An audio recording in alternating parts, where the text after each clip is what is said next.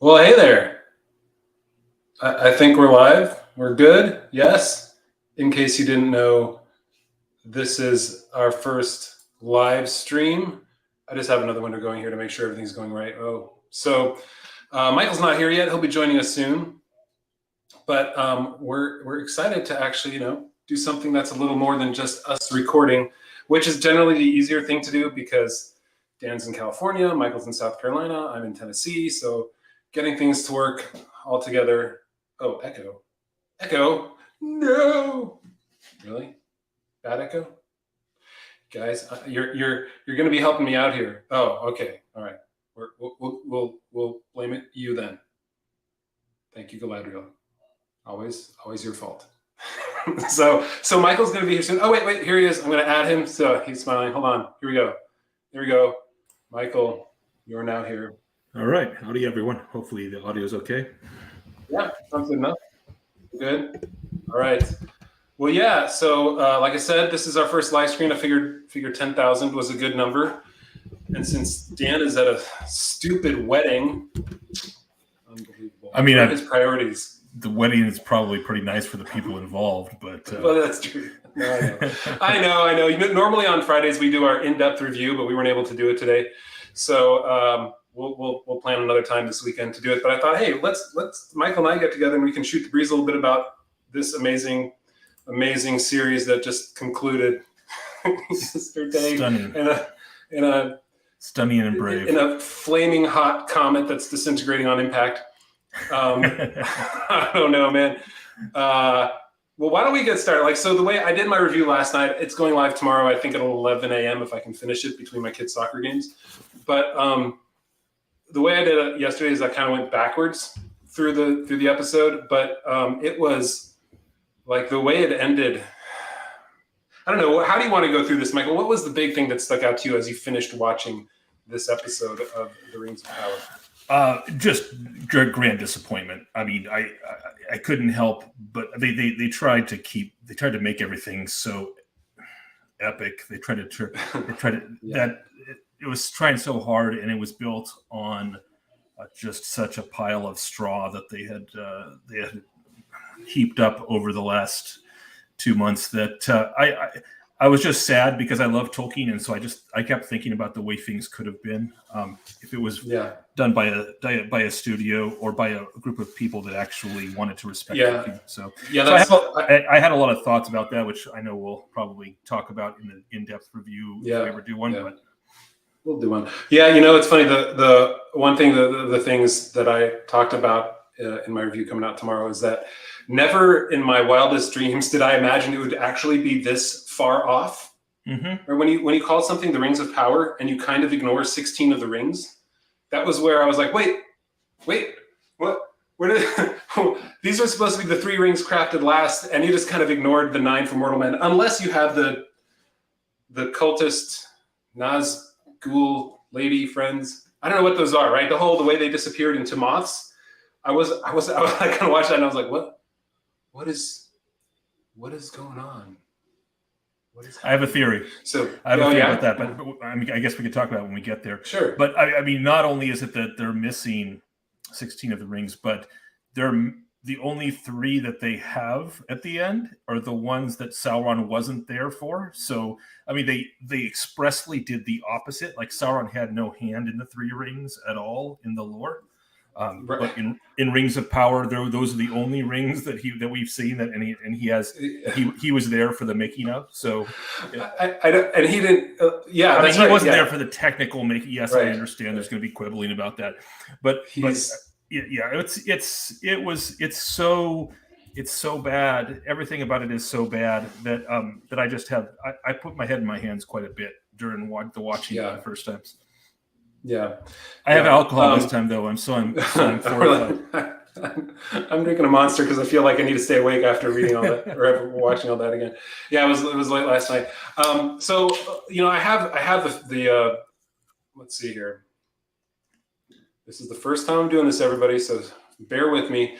We've got the show here, and I thought we could go through some highlights the show.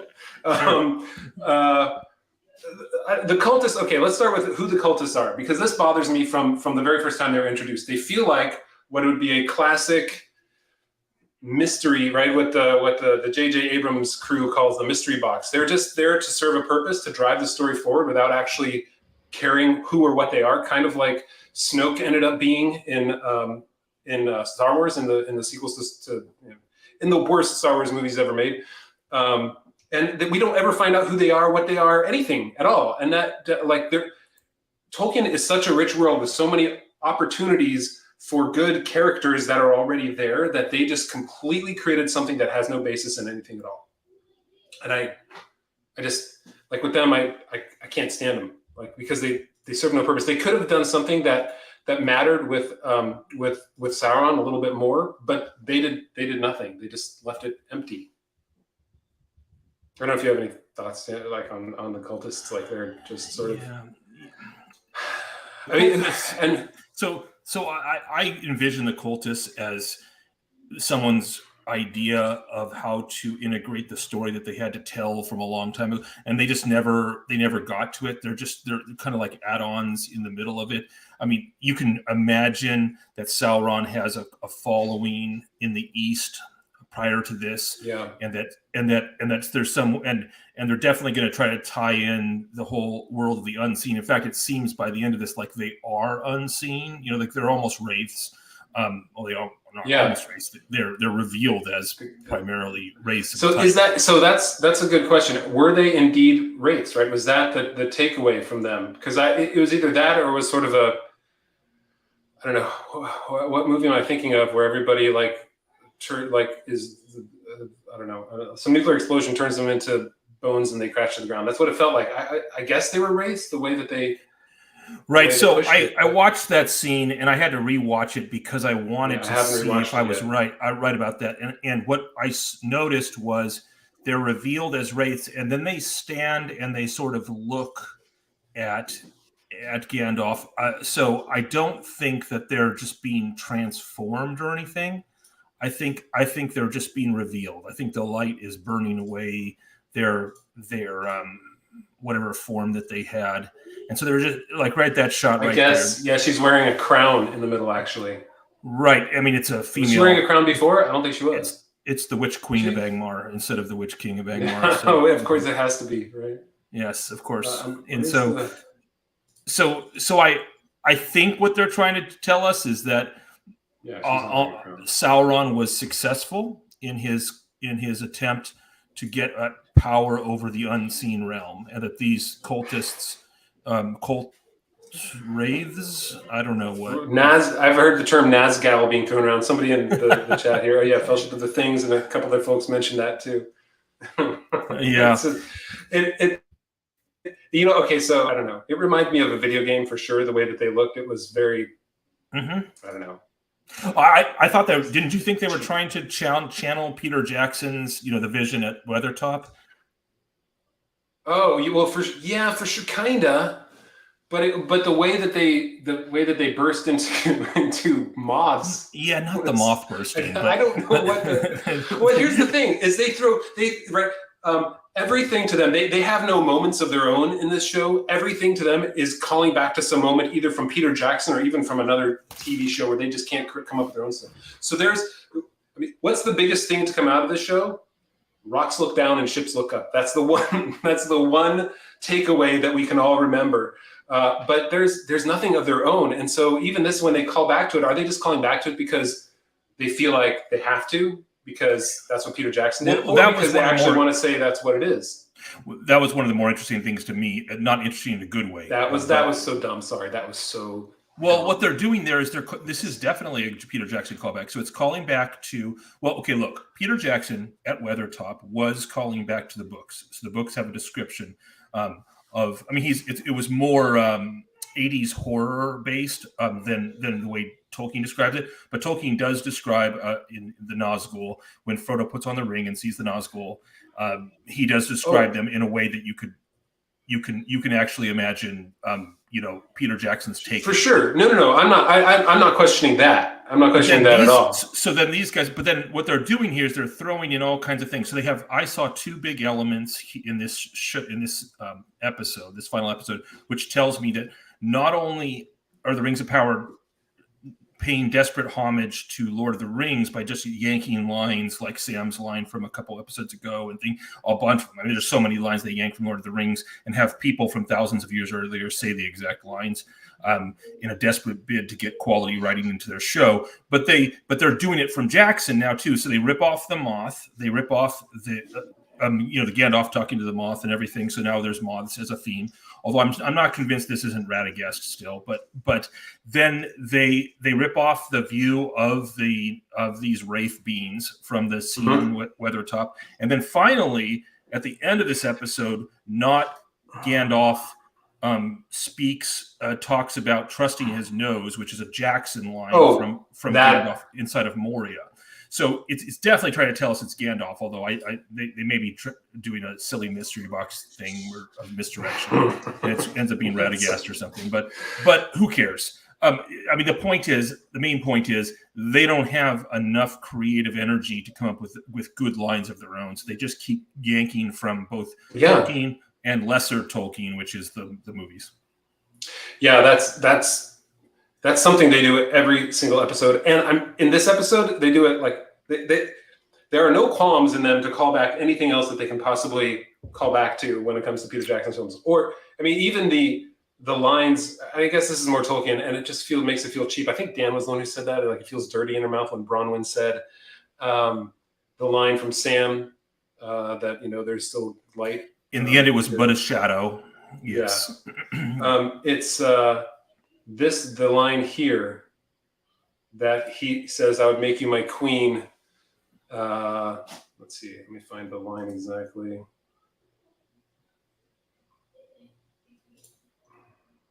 Yeah, where he's copying Galadriel's speech to Frodo. Yeah, and it makes it like Galadriel. The outcome of that isn't that it lends the words more power. It's that it makes Galadriel's line in the Fellowship of the Ring cheaper. Because she's now spouting what Sauron said to her. But Jonathan, do you really think that they're thinking about it that way? I don't think they are. I think I don't think they are either. But that's what desperately it does. yanking. I don't think they think two steps ahead. I don't think they think to themselves, well, if we do this, what is it going to be? What is it? How is it going to leave? What kind of taste is it going to leave in the mouths of our viewers about the films, the Lord of the Rings, or even the books, the Lord of the Rings? I just don't think they have that kind of ability to think ahead. I really think there's a dearth of talent that it just seems inevitable from so much. Well, I agree, but that doesn't mean that isn't what it's doing. It's still cheapening the words long term. Anytime they put Tolkien's words in any of these characters' mouths, it cheapens the words that he actually wrote. And I found, there's so many different places we can stick with themes, but just because we're on the theme of writing, maybe can you jump to 34:42? Sure. Which is the conversation between Elendil and Tarmiriel in the ship, and she's talking to Elendil. Elendil starts talking about the faithful. This is our first conversation where the faithful actually come up. And Elendil says after because Elendil does not merely mean one who loves the stars, he says the way of the faithful is committing to pay the price even if the cost cannot be known, and trusting that in the end it will be worth it. Now, when I hear a line like that, I do something odd, perhaps for the writers of the Rings of Power. I actually pay attention to what they're saying, and I try to see if it makes sense. So what this smacks some hard work there. I know. Yeah. It's silly of me. But to pay attention to the meaning of words, it's ridiculous. But when I hear this, the way of the faithful is committing to pay the price even if the cost cannot be known, and trusting that in the end it will be worth it. They are trying really hard from a modernist, agnostic, atheistic perspective to get at what faith is.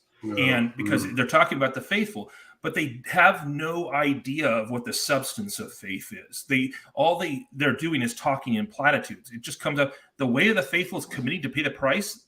Why do you commit to pay a price? What price is being paid for faith? Why is that? And why is that being faithful? Why is committing to pay the price doesn't mean being faithful necessarily? It sounds like sadomasochism to me, like committing to pay the price. That's, and then trusting in the end will be worth it. Trusting who that in the end it will be worth it. Trusting in the end it will be worth what? Nothing. They have nothing. No, they have nothing of substance comes through. It's just platitude. It's trusting the unseen power that they've been talking about this entire episode. That's who it is. It's the unseen power that. Because the concept of the faithful in Tolkien's Second Age is really important. The faithful Númenóreans were faithful to a certain thing, a set of ideals based in the ancient Númenórean culture, informed by their knowledge of the Valar and of Ilúvatar. They were the only race of men that worshipped Ilúvatar, and it has meaning inside of this world. But here we have the grand opening speech. So anyway, this is just an example, but it's an example of even when they're trying really hard to be deep, the best they can do is empty platitudes. Is meaningless words that don't harken back towards anything. It also speaks to the point where I guess is it near the end where we see I don't remember the girl's name. What's her name? Arinol, the girl of Isildur's made-up sister. Oh, Ear. I don't know. It's so memorable that we don't remember any of it. Yeah, Ariane. There it is. Yeah. So they have this whole scene with her, which is I can't even find. I didn't write any of this down because I haven't had moments today yet. Here it is. So now I'm kind of forgetting where I was going with this, but they have this whole scene. Oh yeah. Well, this is finally the scene of her coming in, being one of the apprentices to put his visage in stone, because that's the one way that they can achieve immortality that they would never achieve in life. The first time that they mention immortality, which is kind of the entire point of the unfaithful, so to speak, or where the Númenóreans end up going. And to get this in the last episode of the last season feels like a completely stupid missed opportunity. Like this is where you build them up from the beginning. Yep. This is, that might be the whole thing. And that's why I put my head in my hands so much. This is a whole season of missed opportunity. In this last episode, to build on what you just said, we get the very first mention of the whole reason why the Númenóreans envied the elves and why they rejected them, and the mass of Númenóreans and why they ultimately turn away. They seek immortality. They are jealous of the elves' immortality. Exactly. And they develop an obsession with death and trying to avoid death in any way possible. In all its forms. They never mention that until the last episode. Then I have another rant. And it's an offhanded comment. It's not even a real point. It's an offhanded comment. The whole faithful, not even mentioned. We don't get anything about the faithful, and we just talked about how their attempt to fill us in on the faithful was empty and vapid. But they don't even mention it until the last episode of the show. You had 7.5 hours of content, and you didn't bother to mention any of this. And then finally, the biggest rant I have this rant about. It happens near the beginning of the show. It's the 9-minute mark in the beginning when we have Halbro meeting Celebrimbor, and for all of our watchers, I'm sure you all know that we tend to use Halbro instead of Halbrand. Yes, I know what his name is in the show. The only way we can enjoy the show is to come up with better names than they came up with. Yeah. So Halbro. So you have this 3-minute segment, or maybe 4 minutes, but in this segment, they squish about 2 episodes worth of development in a normal. You're trying to convince us that these are normal people doing, interacting in a realistic way within their world. And in this scene, Halbro meets Celebrimbor for the first time. Halbro flatters Celebrimbor. Halbro asks probing smithing questions about gems. Celebrimbor references Fëanor and the Silmarils. Celebrimbor reveals that he also intends to capture the light of Valinor, and he says that's for Middle-earth. Halbro discovers Mithril, the Mithril sitting there. Halbro questions Celebrimbor about Mithril. Celebrimbor says there's not enough Mithril, and hinting at the idiotic main point. Halbro challenges Celebrimbor. Halbro asks about alloys to combine the metal, and then we have this wonderful moment where the greatest living smith of the greatest race of crafters in all of Middle Earth blubbers and looks stupid. and apparently because he's apparently never considered combining metals together. And I know, right? Unnecessarily refers to his idea as a gift, so that everybody who this is the writers can show us that they've heard of Anatar, giver of gifts. So all this happens in like 4 minutes. It is so ridiculously contracted. Yeah. And by contrast, let me just point out that at the end of this episode, Nori says goodbye to her I was just gonna say that, man. 6 minutes. No, is it 6 minutes? It's got to be longer. It's got to be longer than 6 minutes. It's got to be like 10 minutes. I parsed out the specific points in which she you're being too kind. She decides she's leaving to the point that she actually leaves. 6 minutes of dialogue, and it's just her saying goodbye, and we don't even care about her or her people anyway because they're all psychopaths. But they condense unbelievable amounts of plot and development, which should have happened over months and years between Anatar or Sauron and Celebrimbor into a 4-minute rushed piece of crud here. It's so bad. It's so bad. The writing is so bad. They don't know what they should concentrate on because they had a story that was set forward. And people are going to tell us, right? There are those who Tolkien promoters who love this show, apparently. I don't know how or why, but they will say, well, they just didn't have the license to it and they just had to combine it all together. I'm like, if I were the Tolkien estate and I was said, so this is what you're doing. Can we let's skirt around that license just a little bit so that it's actually good. But somehow they gave them license to do this. Celebrimbor, like they've made him into adult. He's sitting there going, hey, that's a good idea. 2 metals.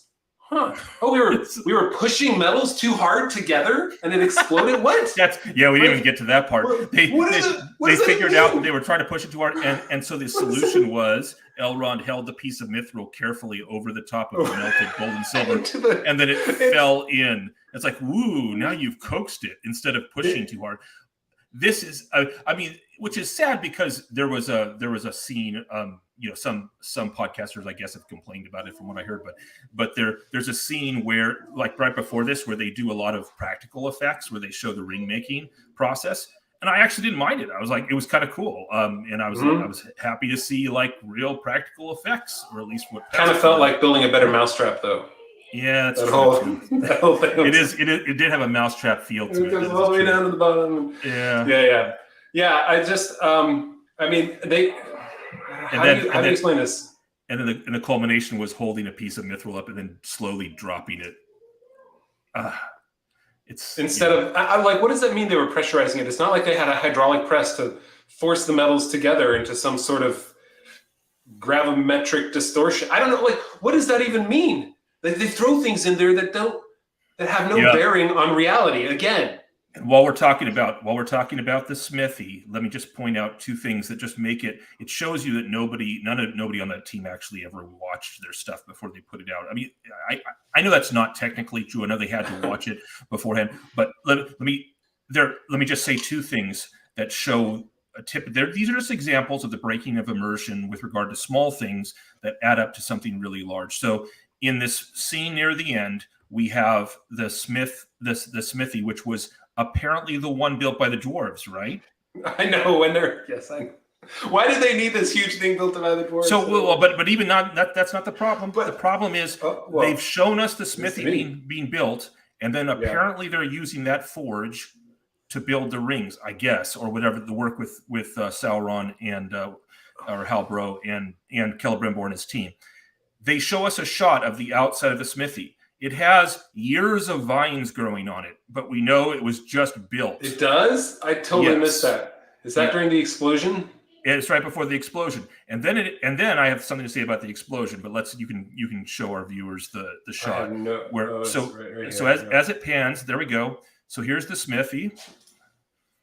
Let's get to it. That they're working in, which was what the dwarves built for them, apparently. Right, so there's a finished version in the middle. Look, there's years of vines growing over it, and it just happened. How dare you question this? It's the unseen power that they're tapping into to build this smith that grows the vines. That's the unseen power of cocaine, maybe. But does that even Does that even look like the thing they were building? Like, it's hard to tell anything from this shot. But so all I can think of is like it's a cylindrical. It has the same. Like I can imagine the base being the base of the forge. But if it wasn't, if this is just Celebrimbor's old forge somewhere, then why were the dwarves building a forge? Like, what difference does that make?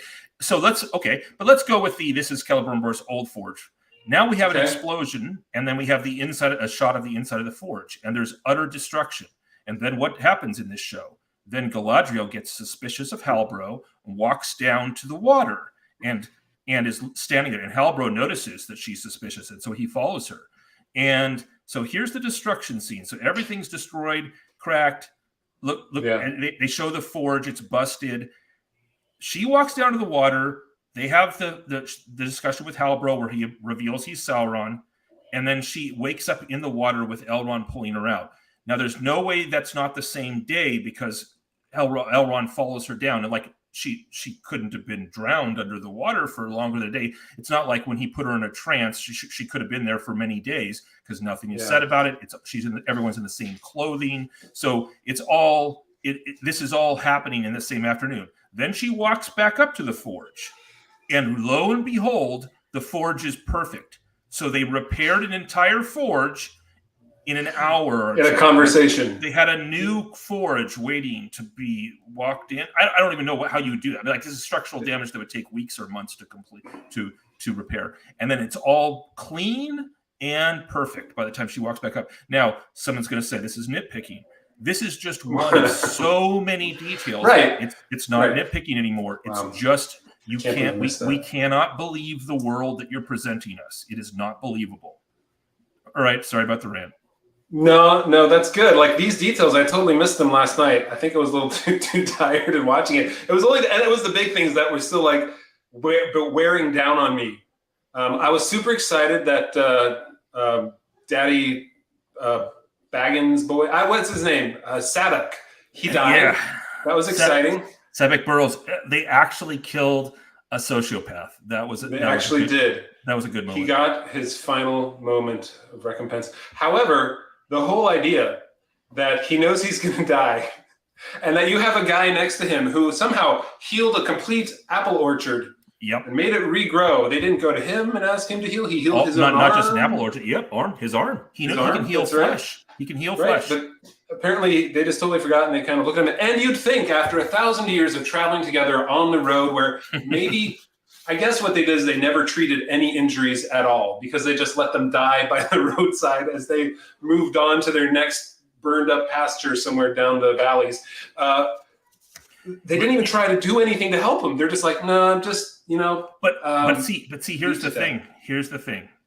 To me, I mean, I know the writers don't intend it this way, and they might be shocked to hear people like us saying this, like their audience saying this. But for me, everything's in character with the Harfoots because they're just going to let him die because that's what they do. They leave. They specialize in killing their own people. And so when I saw this scene and I saw not Gandalf, they specialize in killing their own people. Yeah, I love that line. I'm gonna have to use that like in a thumbnail here on YouTube.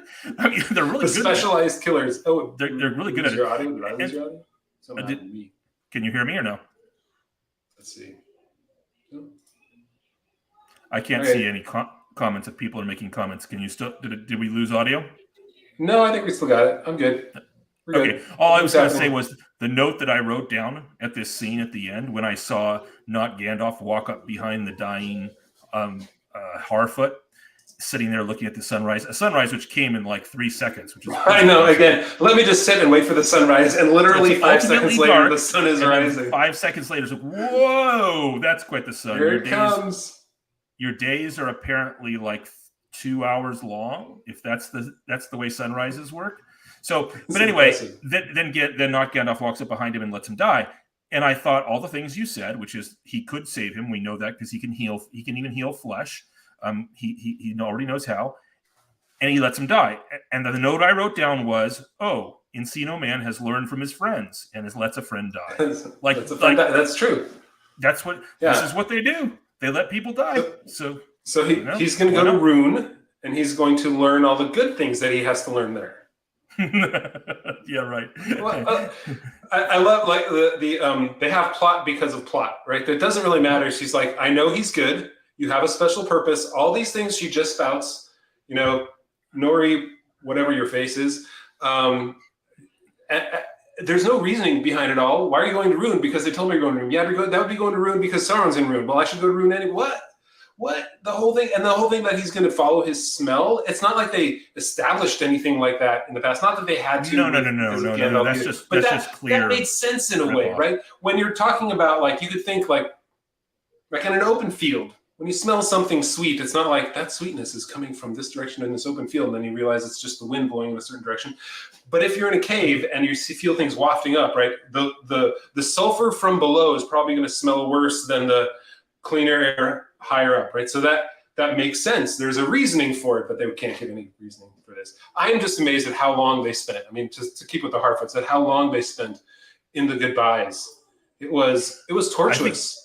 I think they really think that they've made a lovable society. I think that they really believe that this is that we should feel sympathy or any emotions for these people other than disgust. And unfortunately, as the psychologists will tell you, disgust is one of the most powerful of human emotions.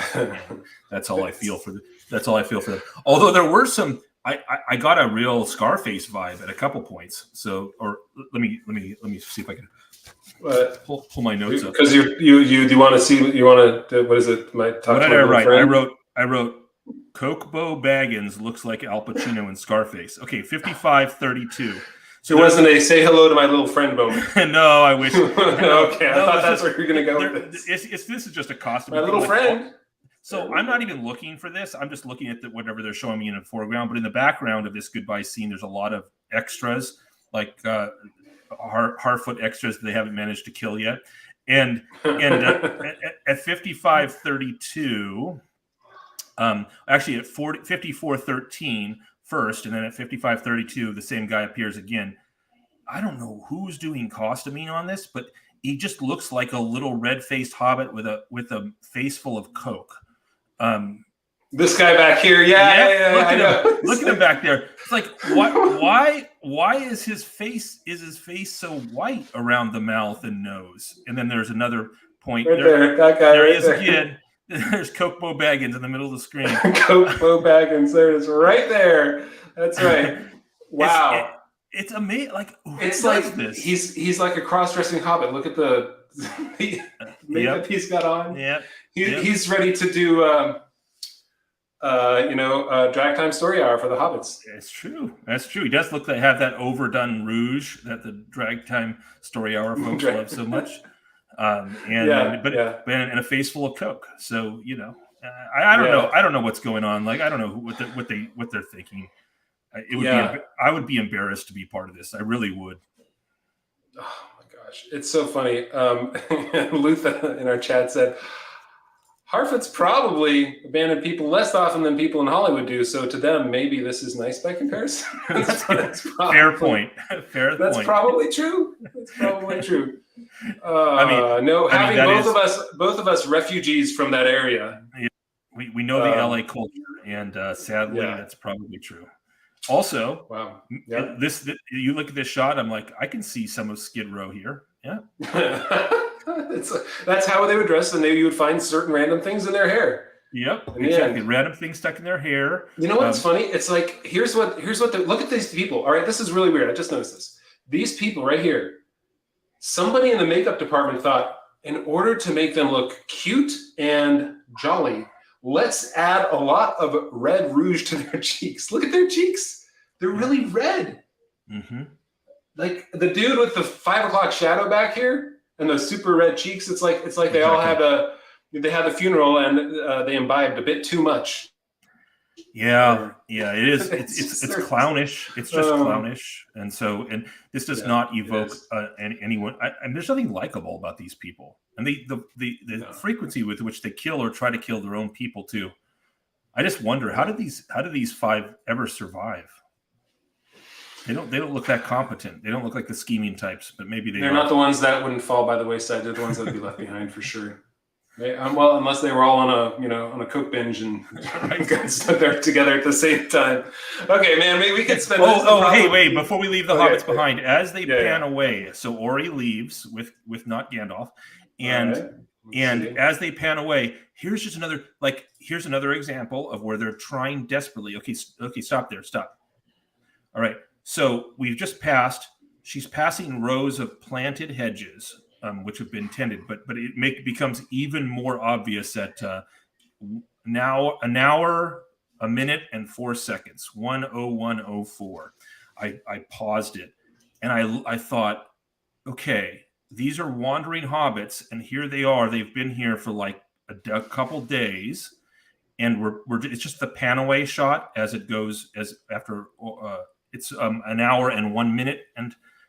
Oh, okay. It was 1 minute off. There we go. Mm-hmm. There you go. Stop. Oh, back up to 10 seconds. Back up 10 seconds. I'm good. So, as we pan over this, we see them all leaving, and you can pause it in a few seconds. Look at this. These are gardens. These are gardens. As you get 2 more seconds. These are very clearly with steps, properties with stone steps. Oh, right there! Look at that! Look at those hedgerows. That's months. That's plantings and a month of growth at least. And tending and there's a bridge. Who made that bridge? Like they are clearly just pandering to the Shire. Okay, they're trying to tell us, look, these are the hobbits. Right there too. You should love them because look at the growth. I mean, they don't have time to do this. This is not them wandering through. It's all BS. They can't even make a believable set for their people. It's everything about this show. Everything about this show. It's so funny. I feel like we could spend like 3 hours just talking about the Harfoots because they encapsulate everything bad with the show, and it's everything that is evil. And maybe that's because they are the one thing really in the show that is 100% made up. There's nothing about them that comes from They were not referenced anywhere. They're not like hobbits that were described in The Lord of the Rings or The Hobbit or any other appendices.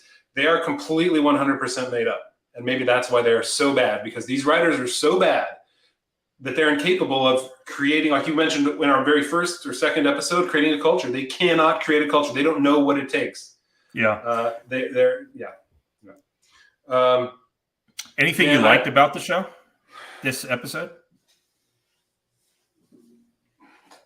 You asked the hardest questions, Michael. I had one image that I liked. I did actually like their angle. There are a lot of things I didn't like about it. Oh, I have to talk about Gil-galad, but you reminded me. But they're in the final confrontation between Sauron and Galadriel. When Sauron shows her the reflection of what he's looking for, which is him as king in the water. She looks in the water. So. Yeah. I like that. So Sauron, the idea that Sauron would desire the light and desire. Now, I had to suspend my disbelief mightily because the Galadriel I'm thinking of is the one that he might actually desire at a certain point. Not the Galadriel that we've been shown, who's But this scene where they do that camera work and it spins and he's showing her in water. Now, water's always in Tolkien's world. It's always has this quality where it has kind of the voice of a Iluvatar, and you can sometimes the future can be seen in the water, and you see this in the mirror of Galadriel. And so the fact that they would use water to show this image of what he desires, this is actually something that you can see, you could imagine being in an alternate universe, because that's all I can think of this as is an alternate Tolkien universe. Something which Sauron might desire, which is to have the light by his side and corrupt it to him. That was something that I thought was cinematically believable. That you could actually, but all I can do is find these moments here and there, like 2 or 3 moments an episode. But so I get. I mean, the only thing that I would end up coming out of this, and like I said earlier, they're like this. If in my wildest nightmares of what they would have created with something called the Rings of Power, this is nothing near as good as bad as I thought it would be. It's so far off. And so the only moments that I'd say are enjoyed, one, there were a couple moments with the dwarves. I think the one where they showed the dwarf kids, that was a tender moment in a way of like, I mean, humanizing sounds weird, dwarvenizing them. And the problem with this scene, though, is it's couched inside an entire, I don't know, Sauron mind meld, right? What they've done is, instead of creating a process, right? They haven't earned the right to make Galadriel struggle with becoming Sauron in the real world. So they had to crush it all together into this one mental moment that he's forcing upon her, where she has to make the decision.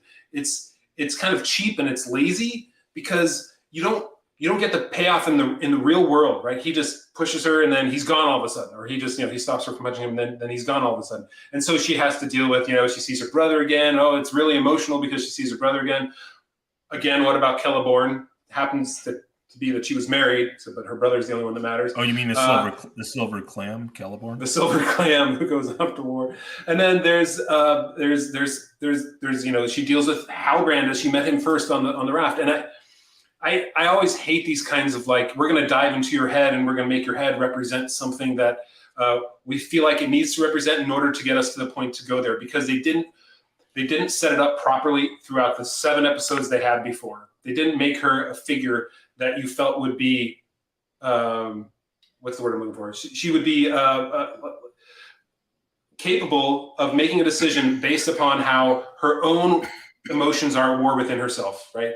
If she was like straddling the line of good and bad for a while, this kind of thing would be like more believable in a way. But she's been bad the entire show. She hasn't done anything good other than, I don't know. I mean, essentially what you have is dissociative identity disorder Galadriel. That's because we had 6 episodes of Galadriel as the least likable character, who has no mercy, who has no compassion, nothing likable about her. She just wants to show up everyone, scream at everyone, yell, and stomp her foot and get her way.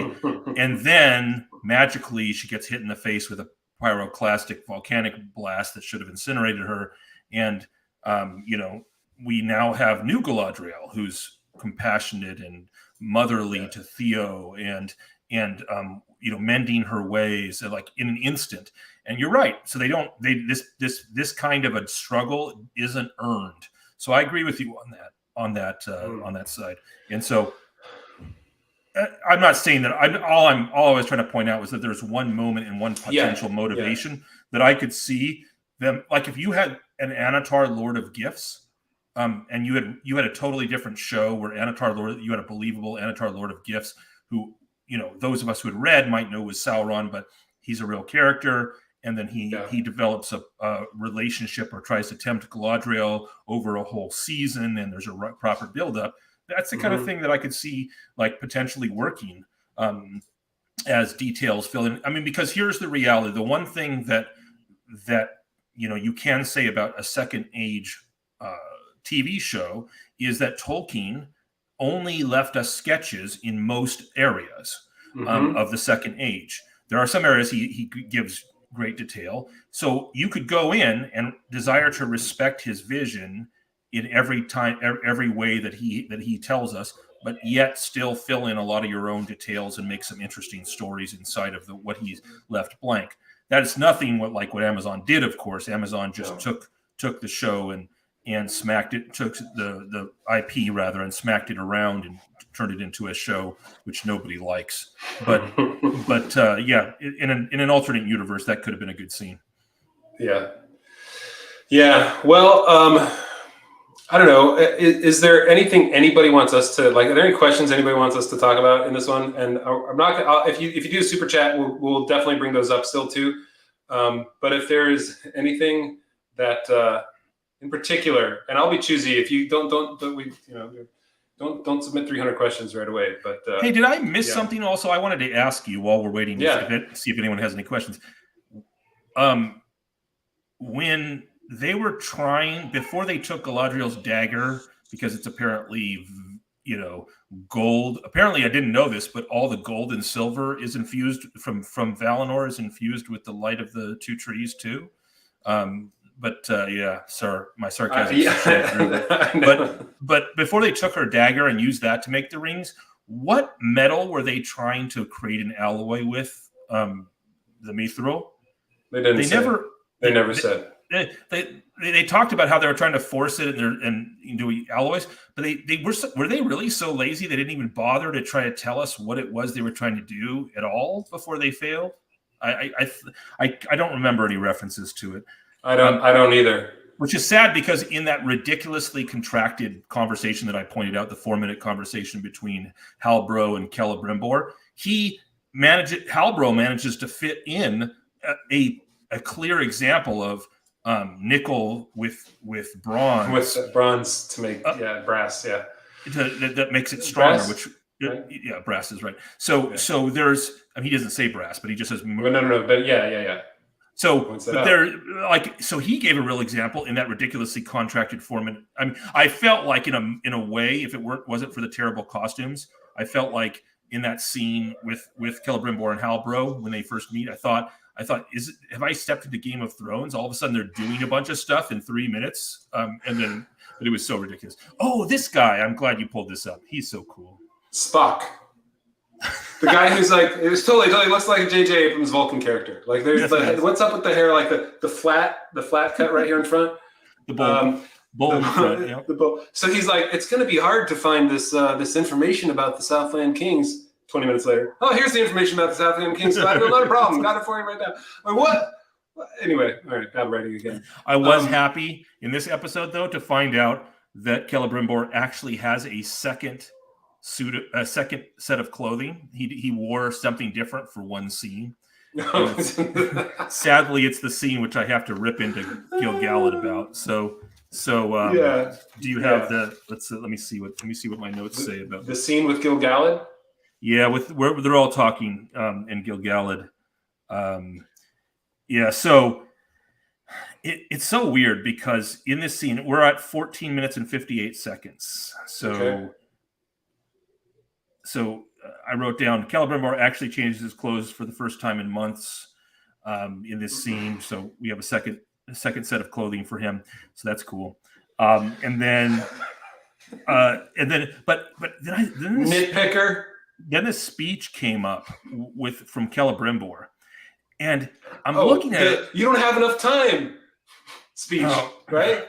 No. This is the one where he makes a transparent reference to playing on Gil-galad's desires for power, and he's rebuffed by Gil-galad. So there's like a moment where Gil-galad actually acts like an elven king, but Celebrimbor's speech up to that is like, he's almost quivering with his desire for power. And I thought to myself, now that's interesting because he's about to make the rings, and it sparked in me a memory of Jackson's films.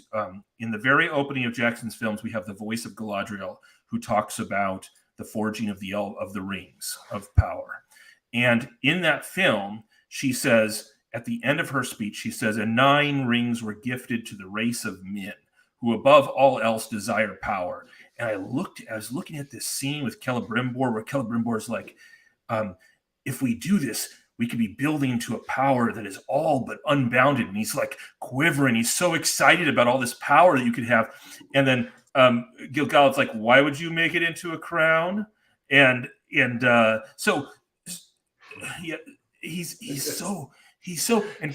like the under eyebrow look from Gil-galad. There's like, the hell are you doing, dude? That's so and I realize what he's doing. He's a man. Like everything about Celebrimbor, he's arrogant, he's easily flattered, he desires power above all else. He even looks like a man. So here's my theory now. My new theory is this isn't actually Celebrimbor. No, it's not a real theory, but it's not. I know. Like, this is a man.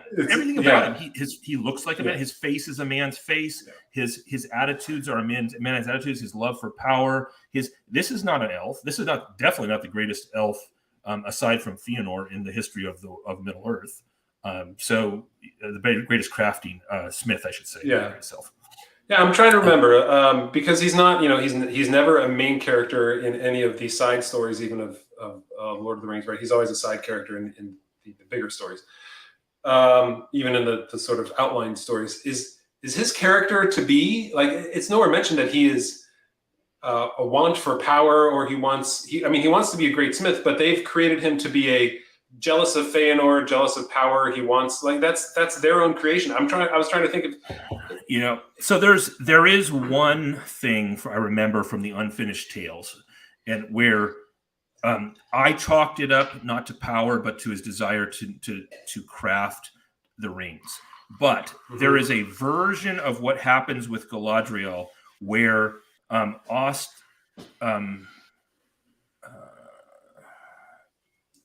name is Austin Gilead? No, Austin Athiel. Darn it. Anyway, it's the city they're in right now. It's the capital of Eregion. It's Austin in Athiel. And there is one version in the Unfinished Tales where Celeborn and Galadriel have to flee Eregion because at this particular time, actually, when Annatar is not allowed to come into Lindon, because in the real Middle Earth, Gil-galad and Elrond are wise enough not to trust Annatar, and they won't let him into Lindon. But Celebrimbor welcomes him in Eregion. But in this one version, Galadriel and did I say Celeborn? I meant Celebrimbor. In this one version, Celeborn, Galadriel's husband, and Galadriel are in, and they're ruling Eregion at that time, and he seizes power from them, like Celebrimbor seizes power from them. So, but it's basically so he can keep crafting the rings. So there is a version in Tolkien where we can see him, having power as his desire. And I don't even have a problem with elves having, like, ruling a realm as a power, but it's just the way that Celebrimbor is so easily, like, you can read it all over his face. He's a little slimy, right? He is slimy. Yeah. He's like got a little bit of grima in him, and he's just a man. I mean, he's not even an elf. Yeah, and it's disappointing that it's the city of the Elven Smiths. That's what Austin Ethiel is. Right, that's where he was. That's where these are supposed to be the greatest Elven Smiths of the time. And you see these guys in bathrobes, essentially, like, walking through. Sorry, guys and girls. But they're like, this is all we get, right? Everything is so grand on the outside because that's what they paid their money on. But on the inside, when you have these characters and things that are supposed to be more impressive, it never sees through, right? These grand Elven Smiths, like, they could have established something that would have given us an idea that this is important. These are great artisans. We've got nothing. They spent way too much time on the Harfoots and their goodbyes. Yeah, that's right. And so then you have the end of this scene. So I had hope for Gil-galad in this scene because he rejects the naked bid for power that when Celebrimbor offers him a crown made out of mithril. He says something like, "Perilous are these whisperings." Basically, stop talking about making a crown out of it. So I thought to myself, "Hey, good Gil-galad." And then Galadriel speaks up, and she's like, "Well, basically, she says, you have to take a perilous path sometimes to be left. I wouldn't be standing here if that wasn't true." And Gil-galad says to her, "You should not be standing here at all." At which point I was like, "So say we all, dude. So say we all." So I was pumped up for Gil-galad, and then the second half of the scene, Gil-galad's like, "Nope. Since the volcanic eruption, the Upside Down has almost killed the tree. Soon the last leaf will fall. We're all doomed. Okay. Run for your lives." Yeah. Okay. So go ahead.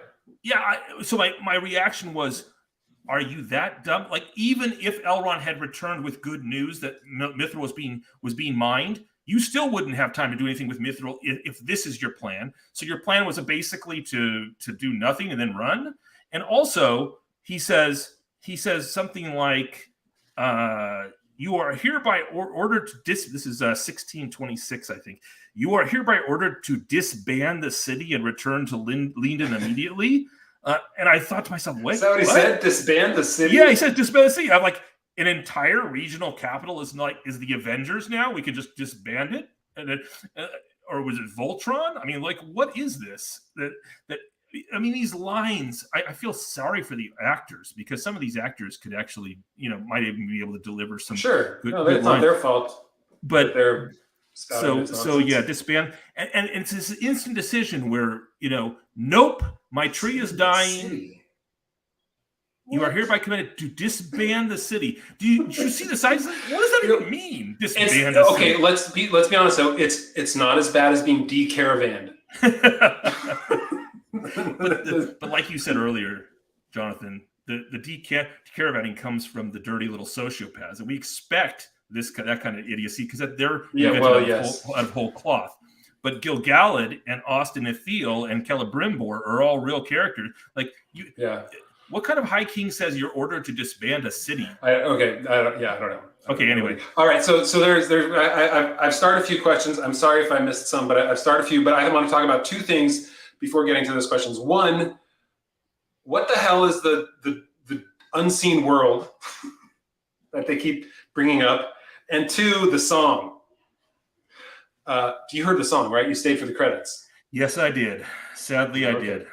So the unseen world, right? I feel like that's all it is them leaning into, like you mentioned in our the episode with the Silmaril that was somehow made its way to the top of the Misty Mountains.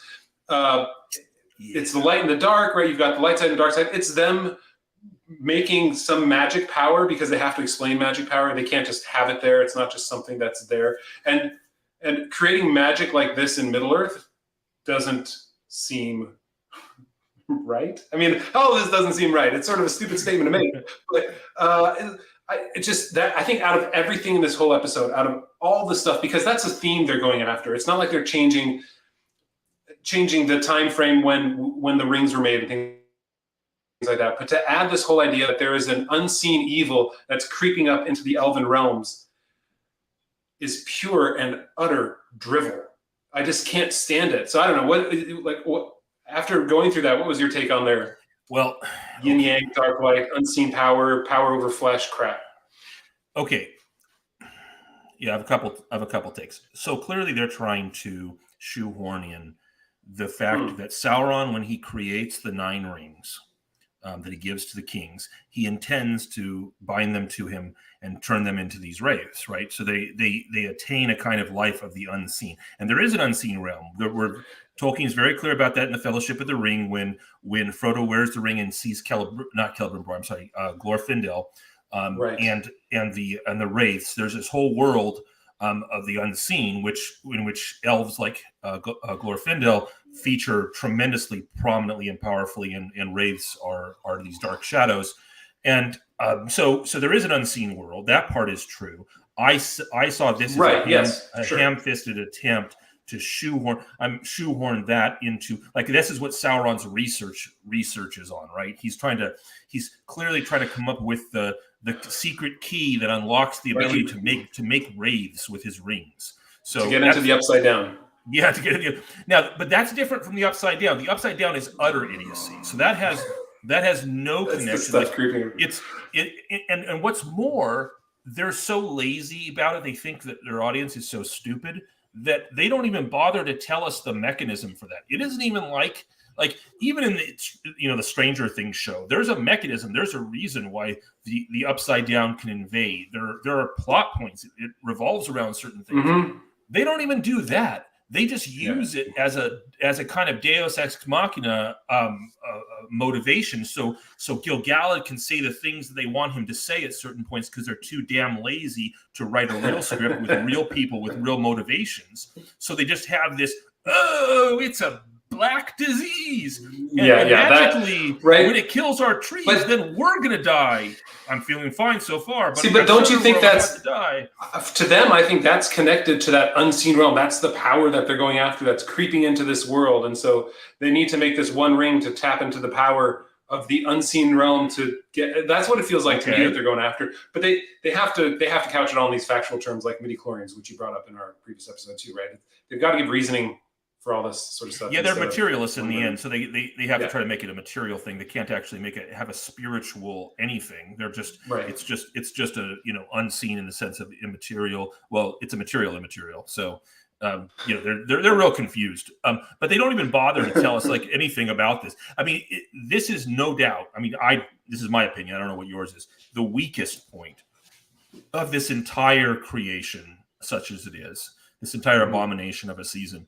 The weakest point is the central plot point, which is this whole rewriting of Mithril into this Taoist created element. Which, by the way, I think I mentioned it one time in one of our previous episodes, but I'm still plagued by this thought. Like, well, go ahead. They've been talking about Mithril as so cool because it always retains its light. Wouldn't it always retain its darkness too from the Balrog? So what is this thing about? Like, darkness is just strength to them. So it just doesn't make any sense. It ruins elves. It turns elves into manipulative. Well, and you know what else it does? Pathetic. It makes Sauron. Sauron is not the big evil. It's the elves dying is the big evil, right? And so he's simply a harbinger of that. And so it's not like he's attacking them or he's trying to destroy them. It's that it's happening anyway. And now he's just accelerating it. Yeah. You know, kind of like eating more Taco Bell after already going to the bathroom once. So, yeah. Okay. So anyway, let's. What do you think of the song? That was the other big thing. What do you think of the song? The song at the end. Okay, here's my take. My quick take. Sounds more like James Bond. I felt like there was going to be like some.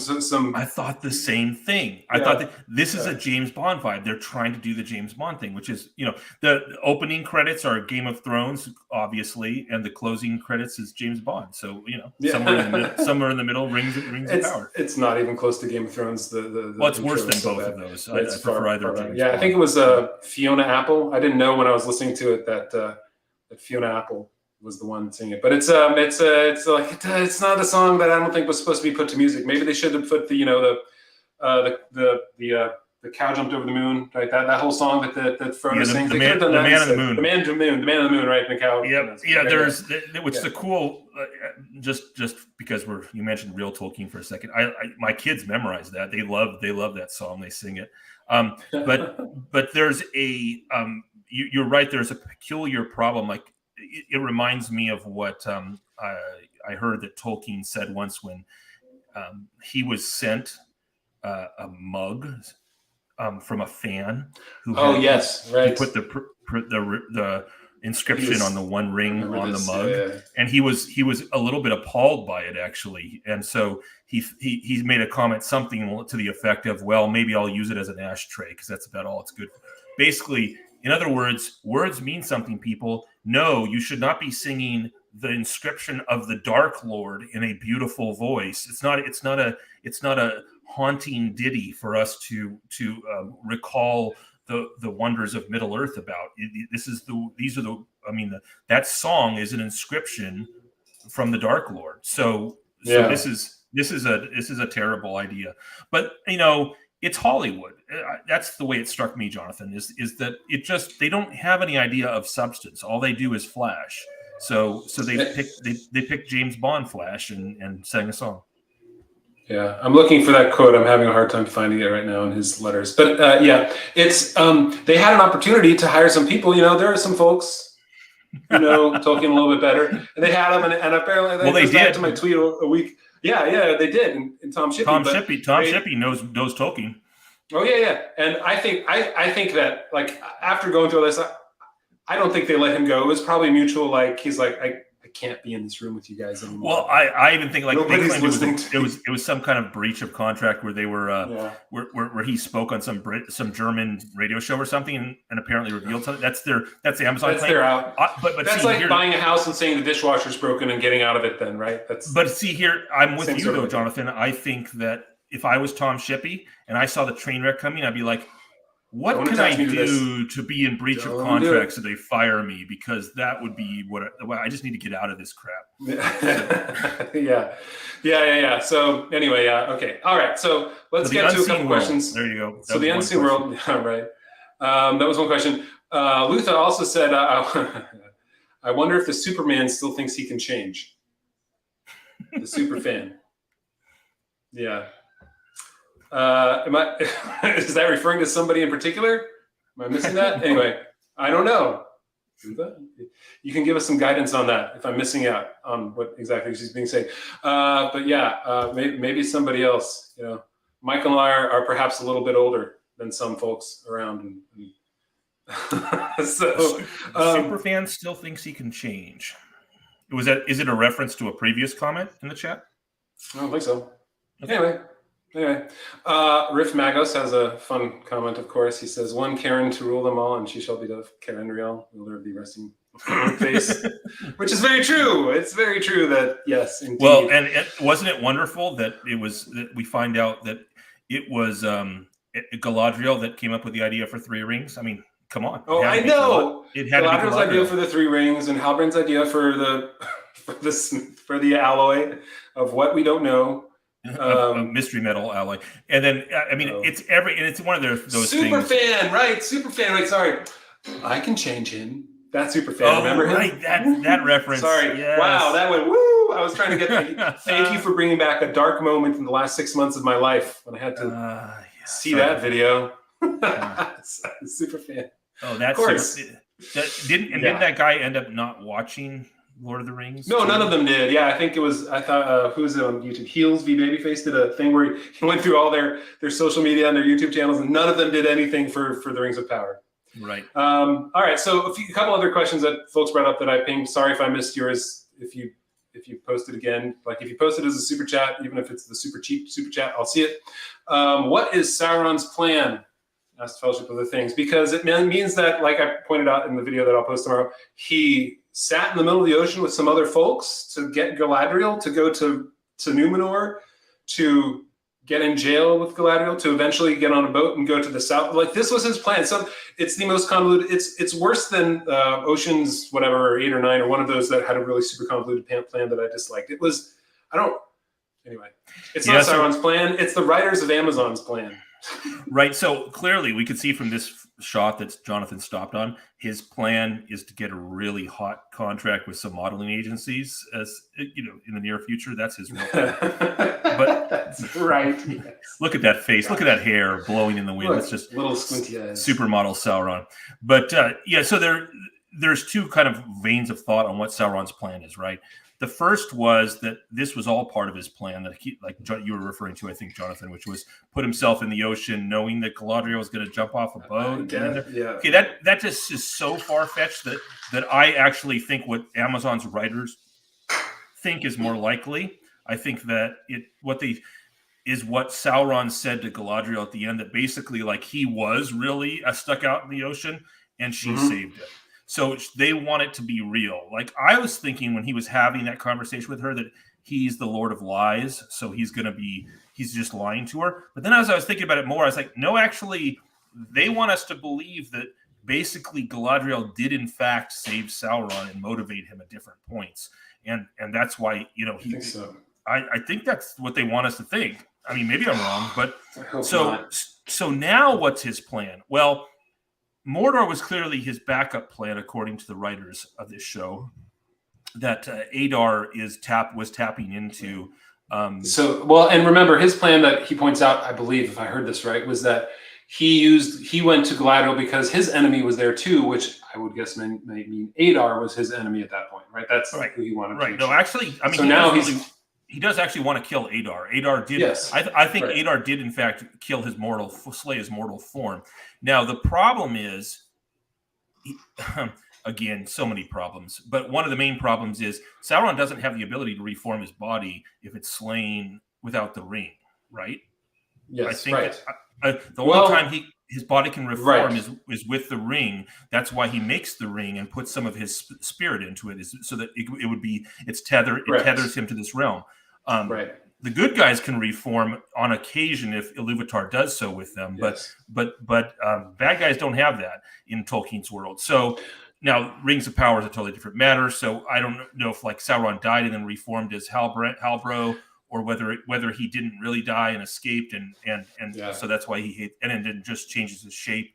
Obviously, he changes his shape. Like that whole scene where he's got a spear to Adar's throat and he's almost kills him. But he asks Adar, "Don't you recognize me?" He's clearly not he's asking about whether Adar recognizes him as Sauron, is what he means. And so what's his plan? Well, his plan is to follow up with, now that Mordor is his land, and to take control of his people and make a realm out of it. The only thing that I could see, like I was thinking about, if there, and this is I think one of the other questions here, which is if somebody gave you $6 million, I don't think. you guys are giving $6 million to fix the shows for season 2. Like, does that mean I get $6 million, like $3 million for me and $3 million or $2 million for me, $2 million for Michael, $2 million for Dan, and we get to like, that's our salary? Or is this what we have to put into the show to fix it? If $2 million is our budget, then that gives us 10 minutes of screen time according to Amazon's budget for this per season. But if you mean paid as consultants, like what do we do to fix the story? That's a good question. It's a pretty everybody's got press. So I think so. Here's let me say what I think they could do a little bit to fix some of this. Is one, either what they were trying to do right now is to show that they know who Sauron is, and now in order to accomplish what he needs to do, he has to return as Anatar somehow. I don't think that's believable. I don't think it's going to happen, but I wouldn't put it past them doing that. I think that's one option. But now they say that what did I read today? That it's going to be more dark and more difficult. It's going to be a little more grisly in the next season, a little less. I don't know. Oh, did something come out about that? Yeah, there was a quote from some article. I don't remember which one. I see so many of them. But yeah, I don't know. What did I do to fix season 2? Okay, so I think you got to go to the main problem with season 1. I think the main problem is the whole fire all the writers. Well, no, that's the mechanical. That's the as Aristotle would say. That's the efficient cause. That's not the final cause. So the real problem with the show is that everything about the creation of these rings of power is based on a total lie and a bastardization of Tolkien's world via the whole mithril elf and invasion from the upside down, and the elves acting stupidly and manipulatively. So what they have to do, what I would do is find some way through some good writing to show that the cause that they thought was the cause of the rot and was false, that this legend is not true, that mithril, although you can make rings of power, that's not going to be the thing in other words, they have to go back to Tolkien if they want to be successful in any way, shape, or form. So they have to come back to a world in which the elves are not going to die if they don't have mithril to rub on their faces, or amplified through the rings. It has to be shown to be this faulty legend. But that the rings of power do in fact have a power to preserve, that this is a real thing, that the elves have the ability to craft items of power, so that's not a problem. They would have to develop that line, show that they were mistaken, the elves were mistaken from season 1. They have to make the dwarves' greed become the cause of their delving again for mithril, which they actually have the start of with Disa, right? Because if you listen to the lines from Disa from the last episode, not episode 8, episode 7, at the end of episode 7, Disa is very clear that she's power hungry and she wants the mithril for herself, for the dwarves, basically, and Durin the Fourth is going to go along with that. And so you'd have to sort of return to Tolkien's themes in that regard. I feel like I don't know what you could do to fix the show, because I feel like they've gone so far off the rails with the addition of Gandalf, the Rings of Power, and they ignored 16 of the rings.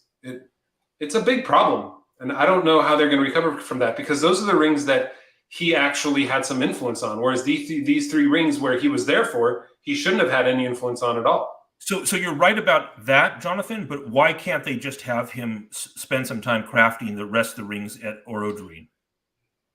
Well, I guess they could, but that would kind of go against the whole idea that these rings are made for power, and the elves and the humans and the dwarves are coming together based on these rings, and the whole idea that it's that it's what gives them the power and that they come together, right? And that it's a deception is kind of gone then at that point. And that look, to answer this question, you have to first off admit that whatever we do to fix this, whatever anybody does to fix this, I don't think it will be fixed. But if someone were to fix it, it will still have lost tremendous potential for all the reasons that Jonathan just mentioned. It's gone so far off the rails. But is there a way to turn it back to the themes that Tolkien had? Probably, but they would have to fire all their writers and get new ones. And I would even take a show. So if this show had good writers and told a story like this, but it wasn't done so ham-fistedly and inexpertly, that's where, like, back a long time ago, I said, I might approach the show and do 2 reviews. One review as if I never knew Tolkien, one review as a Tolkien fan. And I can't even review this show as if I never knew Tolkien because it's so poorly done. I watched a couple episodes of Andor the other day, and I thought it was a masterpiece because it was done so. It was written so well. I had the same reaction. I'm not even a big Star Wars fan. I mean, I know some Star Wars, but not much. And I liked Andor. I never really liked I never liked Game of Thrones. House of the Dragon. I read the books, but I never really liked the TV show, and I never liked the House of the Dragon. And then I was watching it, and it looked like a masterpiece by comparison. And I think that they would have to really revamp everything. They backed themselves into a corner from Tolkien's history perspective. They have to now completely ignore the war. Well, I guess they don't have to. What they could do is something like make the turmoil at Numenor take far longer than expected, so the Numenorians don't end up in Middle-earth for a while. Sauron has time to go to war with the elves in his war of elves and Sauron, and then when he's in command, once he's got the upper hand, the Numenorians come in and beat him, and then try. But honestly, I mean, obviously, I have very little hope anything like that would happen. But to be really clear, they would have to slow down. They would have to decide that what they're going to do is they're going to take the next 3 seasons at least to tell one story, which is like the rise and fall of Numenor. Because that's worth telling, and you can really dig in. Now, you'd have to lose all the community theater costuming, and you have to turn Numenor into a real epic powerhouse the way Tolkien has it. You have to, but if you just stuck with that story and didn't try to shoehorn in the Balrog and shoehorn in Galadriel and shoehorn in all the elves and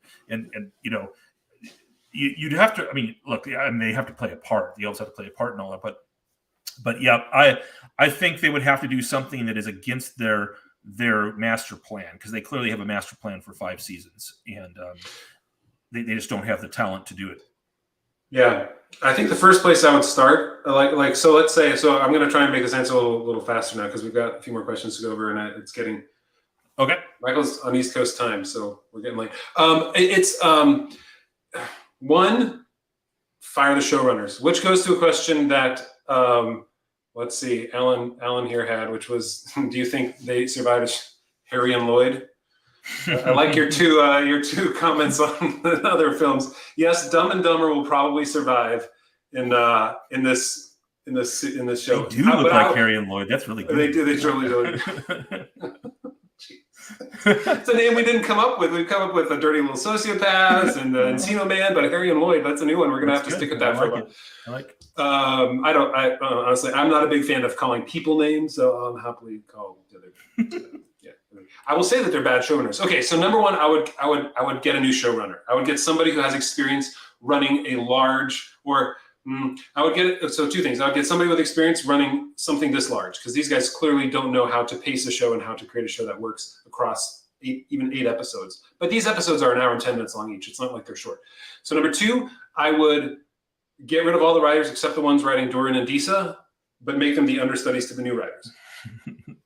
And then 3, I would definitely, you have to hire somebody who's versed in Tolkien lore. You make them sit together. You spend a lot of money. For them, it's a piddling amount, right? It's nothing. You spend a lot of money in order to get them to work together and come up with a story that allows us to invest in characters that we care about, that don't have to be Tolkien characters, right? It can be told well. They don't have to be characters from Tolkien, but we'll invest in characters. Like, they wanted us to invest in the hobbits and the Harfoots, the dirty little sociopaths, but we didn't care because they were so inept that everything was told to us. We didn't care that they loved each other because nothing ever happened. I mean, even in Andor, in the beginning of the show, right, they show us how he cares for this woman, right? They show us how he's trying to get money, like he wants to leave her with money. He shows us how she cared for him. Like, they don't tell us all this sort of stuff that they told us. So you have to start from the very beginning. And then, like you said, I like your idea of concentrating on one story for an extended period of time. It's kind of, Game of Thrones did that a little bit. The books certainly do that. It's even what Tolkien did with when he split up, in the Two Towers in particular, with Aragorn, Gimli, and Legolas, and even Merry and Pippin, and then also Frodo and Sam. So you split up the stories and you make them eventually come back together at the right points, but you don't do it like all 6 of them in one episode, because that just feels schizo and feels like you're being, fed a 6-meal course all at the same time, and you don't know which one to go to, and it kind of gets all confusing. So that's what I would do. Anyway. Yeah, they're trying to eat the whole second age in one series of 5 seasons, and you ain't gonna do that well. Yeah, and as Francis said, I don't know. Did the irony's Amazon made a crap load of cash from this dumpster fire? Did they though? Did they? They spent a crap load of cash on marketing. I know that. Maybe they made the cash, but their net expenditures, I don't think, have met their gross expenditures yet. I bet they're making more money off of their Thursday night football, even though the last 2 have been pretty horrible, than they have off of this. I mean, people know I've been doing Tolkien stuff since 1999 when I was like young in college, right? That's when I started this site. And they, like, my whole family, everybody around, my wife and her brothers and sisters-in-law and all their kids, and like my brother and his kid, like, they all know that I love Tolkien, that I've been in Tolkien, and they all don't care about this show. They all went and saw the Fellowship of the Ring, let that one come out, but they just, like, this show, they kind of looked at it, looked at the trailer, like, nobody cares. And so it's funny, I live in a community of people who are well versed in this thing, and none of them are interested in actually watching any of it. It's so true. My wife, for years she's supported. She loves Tolkien from a book reading for just The Hobbit and Lord of the Rings. But she's not a sort of a nerd fan. But she's done things like make my kids costume, like the elven cloaks they have for the hobbits, Hobbit costumes for Halloween stuff. And she tried to watch the first episode of Rings of Power 3 times and fell asleep twice, and she can't do it. It wasn't even that she was righteously incensed like I was. She was just, this is so boring, and she hasn't watched. She thinks she's watched a total of like an episode and a half over the whole through clips. And for those of you who don't know, Michael is an amazing father because he's read The Lord of the Rings to all his children, or The Hobbit at least, right? Your youngest is both 6. Hobbit and Lord of the Rings. Yeah. That's amazing. And they love it too, right? For some of our early episodes of our Window on the West podcast, his daughter actually drew the art for the podcast episode. She's really talented and loves Tolkien. It's amazing. I hope my kids grow up to be yours, except maybe not Catholic, but we can talk about it. But Tolkien was Catholic, so it can't be all, we can't be all bad. And then Anna's Gameland asked, what do you think Gandalf and Nori, I hope they leave them out next season. They're not going to leave them out. So Anna's Gameland. So here's my answer, my prediction. It's not going to be good, but you're going to get a journey of discovery as they wander their way from Greenwood the Great to Rune, and there's going to be lots of hijinks and shenanigans, and we're going to learn to appreciate how much Nori tells Gandalf all the things that Gandalf then says later on, 3,000 years later. Or 4,000 years later in Lord of the Rings. It's just, that's what it's going to be. So you officially think it's Gandalf at this point? Do you believe all I wanted it to be somebody else. I mean, I wanted him not to exist because Meteor Man's a stupid idea. Well, of course, yes. But given that he did exist, I wanted him to be Alatar or Palando, one of the Blue Wizards. But then I was hoping he was Radagast. But after this last episode where he directly references Gandalf using his nose, always trust your nose, and then the moths taking it, like, because he talks, from Peter Jackson's moth speech, and then he uses a moth to blow up the rays. So that's, I think it is. You think it is? Yeah, I think so too. I think it's 75-25. Either that, or they're trying to deflect us, give us a big conversation for the next 2 years until season 2 comes out, and then push it forward. Well, that's the thing. This question that you just asked me is the last time I will care about who for the that next character 2 years. is for the next 2 years. I just don't know. I just don't care. It's all fake. They're going to go off. They're going to go off. I'm going to bet that she won't be the only Harfoot. I bet that her Poppy will follow them or something like. Or either that. Poppy didn't make it. Or somehow she will join up, or she will join up with somebody else. They're not going to leave them out. They're too in love. They're too in love with the Harfoots in order to leave them out. They have to add them. They have to have them in there. I think they're their favorite characters on the show, right? So from screen time perspective, yeah. So anyway, that's Journey of Discovery, Anna's Gameland. Journey of Discovery. That's what they're going to do. Yeah, it's going to be a meaningless. They're going to have like stupid false points of tension along their path, and they're going to meet up with somebody, and then they were going to I don't know. It's like I don't even want to think about it. Well, any final thoughts? I know it's getting late, and it's our first live stream. This is fun. We'll do this more often. But anything you want to say in closing as we I'm just glad it's power behind us? I'm just glad it's over. Me too. Yeah, Me too. I am looking forward to more in-depth review with Dan at some point. The three of us. Yeah. It's always fun to riff, but you know, it really has made me appreciate the Silmarillion that we're going to go back to, because I know. Yeah, I'm excited. We've kind of had this annoying hiatus, right? We started off by doing the Silmarillion with Window on the West podcast, and we added some YouTube channels. I mean, we've only been around on YouTube for like 4 months now. 5 months or so, yeah. And it's going to be really nice to get back into actually talking about what Tolkien wrote and not what the Amazon's Rings of Power writers wrote. That has been, it's been like walking in tar, right? It's like I just want to move out of this, but I'm stuck in this until they finally get me out of the edge of it. Anyway, it's been a disaster. I think one of the other things, we're going to try and do some more things here too on YouTube. Now that, you know, obviously the Rings of Power, everybody's looking at it. Either you love to hate it or you hate to love it. Does anybody hate to love it? No, everyone loves to love it, or you love to hate it.